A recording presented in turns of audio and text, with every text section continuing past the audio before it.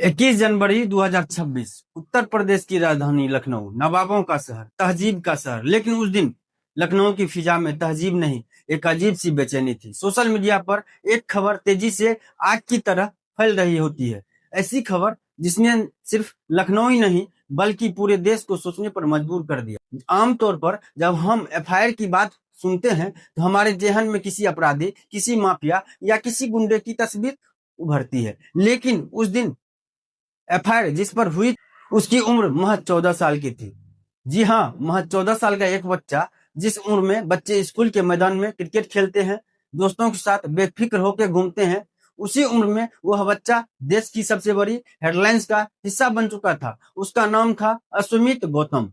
लेकिन सवाल ये था, आखिर इस 14 साल के बच्चे ने ऐसा क्या कर दिया था? क्या उसने कोई गुनाह किया था? क्या उसने किसी का नुकसान पहुंचाया था, या ऐसा अपराध किया था जो कानूनन गंभीर माना जाए?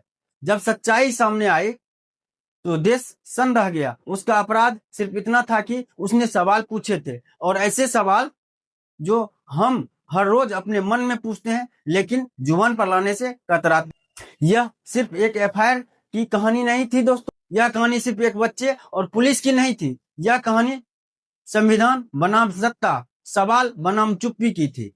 एक तरफ 14 साल का निहत्था बच्चा जिसके हाथ में कोई हथियार नहीं था, सिर्फ संविधान की किताबें थी, और दूसरी तरफ पूरा वो सिस्टम जिसे लोग सबसे ज्यादा ताकतवर मानते हैं। अस्मित बाकी बच्चों से अलग था। लखनऊ के एक सामान्य से परिवार से आने वाला अस्मित अपनी उम्र के बच्चों से अलग सोचता था। जहां ज्यादातर बच्चे रील्स और शॉर्ट्स में उलझे रहते हैं, वहां वह भगत सिंह को पढ़ रहा था, बाबा साहब अम्बेडकर के विचारों को समझ रहा था। 14 साल की उम्र में वह आर्टिकल 19 की बात कर रहा था, अभिव्यक्ति की आजादी पर बात कर रहा था।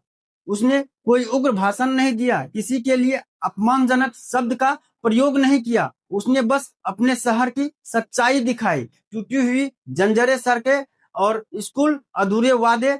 और उसने सवाल पूछा, अगर हमने वोट दिया है तो सवाल पूछने का हक क्यों नहीं? यहीं से कहानी पलट गई। जैसे ही उसके वीडियो वायरल हुए, लोग हैरान थे। एक बच्चा शांत भाषा में तर्क के साथ सवाल कर रहा था। उसके फॉलोअर्स तेजी से बढ़ने लगे। लेकिन सच बोलने की एक कीमत होती है। कुछ लोगों को यह सवाल चुभ गए और फिर खबर आई, लखनऊ पुलिस ने एफआईआर दर्ज कर ली है। आरोप लगाए गए कि उसकी भाषा से सामाजिक माहौल बिगड़ सकता है। अब जरा सोचिए, क्या एक बच्चे का सवाल इतना खतरनाक हो सकता है? सोशल मीडिया दो हिस्सों में बट गया। एक तरफ वे लोग जो कह रहे थे बच्चा बिगड़ गया है, बच्चा भटक गया है, और दूसरी तरफ बड़ी संख्या में वे लोग थे जो कह रहे यह एफआईआर बच्चे पर नहीं, लोकतंत्र पर है। सबसे चौंकाने वाला पल, एफआईआर के बाद अस्मित ने एक और वीडियो डाला, और उसके चेहरे पर कोई भय, कोई डर, कोई शिकंज नहीं था।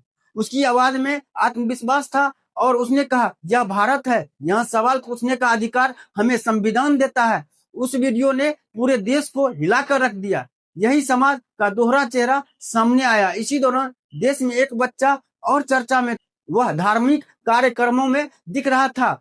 उसे मंच मिल रहे थे, नेताओं के साथ तस्वीरें खींच रही थी, क्योंकि वह सवाल नहीं पूछ रहा था, वह व्यवस्था को चुनौती नहीं दे रहा था। और दूसरी तरफ अश्मित, जो शिक्षा, तर्क और संविधान की बातें कर रहा था। एक को समान, दूसरे को एफआईआर। कानून क्या कहता है? कानून के जानकारों ने साफ कहा, 14 साल के बच्चे पर इस तरह की एफआईआर कानूनी रूप से बेहद कमजोर है। आलोचना करना अपराध नहीं है, सवाल पूछना लोकतंत्र की बुनियाद है। लेकिन सबसे बड़ा सवाल यह है, अगर सोशल मीडिया ना होता, अगर लोग साथ न दिए होते तो क्या होता? क्या एक बच्चा सिस्टम के बोझ तले दब जाता? यह मामला एक परीक्षा था, सिस्टम की, समाज की, और हमारी भी। अश्मित अब सिर्फ नाम नहीं रहा, आज अश्मित एक प्रतीक बन चुका है हर उस बच्चे का जो पढ़ना चाहता है, जो समझना चाहता है, जो सवाल पूछना चाहता है।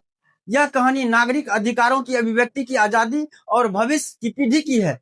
अगर 14 साल का बच्चा अपने अधिकारों के लिए खड़ा हो सकता है तो हम क्यों चुप हैं? क्योंकि जिंदा समाज सवाल पूछता है। अगर आपको यह कहानी सोचने पर मजबूर करे तो शेयर जरूर करें, अपने बच्चों के साथ जरूर देखें, क्योंकि असली हीरो वही है जो सच के लिए खड़ा है। सावधान रहिए, सतर्क रहिए, अपना और अपनों का ख्याल रखिए। जय हिंद।